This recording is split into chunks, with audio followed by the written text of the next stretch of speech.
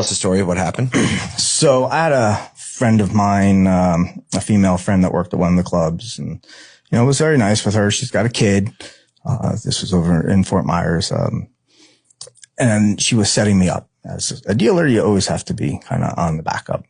I think I was bringing her some pot that I had gotten a big freaking bushel of. So I was like, whatever. I got. And you're selling boxes. Yeah. Oh, I sell anything. Yeah. Anything that people need. I have what you need. She asked me, for some help or something. I guess, the neighborhood where she was moved into was pretty rough. So she wanted to talk about guns because I always had my license for my CCW to carry. Hadn't been in any trouble. So the fact of the matter, I'm on prescription drugs, still didn't stop me from when I was 18 and didn't want to drink, or 21 and I didn't want to drink, to get a concealed weapons license. So, and all my friends had concealed weapons license. We all had guns.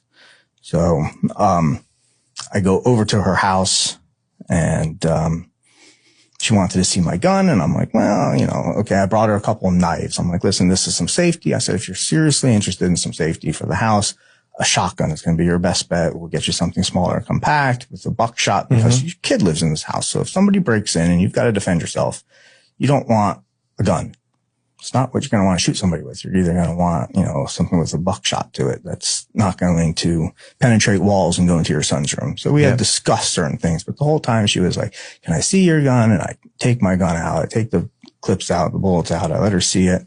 And she started acting a little weirder and walking towards her hallway. And I'm like, what? And of course I noticed, guy comes out, sawed off shotgun, ski mask on, pants down to his waist. And he just comes up towards me. I'm like, I didn't have anything. I actually didn't bring any money. I only had a little pocket full of the pot for her as a gift. And I didn't have anything on me to even give them. But I'm in a moment where I don't care. So he stood too close. I had my hands up. And if he would have stayed where you were from me, I would have done anything he asked. But he stood straight up to me. So my first thought was, I can step on his pants and push the gun away and take it from him. And that was exactly what I did. Without warning, word, or anything, I just stepped on his pants, pulled the gun away from my face, and proceed to attack him. I rotate the gun around, get it underneath his chin, my finger on top of his finger on top of the trigger, and I turn and I pull the trigger. He didn't have any bullets in the gun. Luckily. So at that point, I knew that I had bullets in my gun. Our skirmish shifted the table and flipped the gun across the room.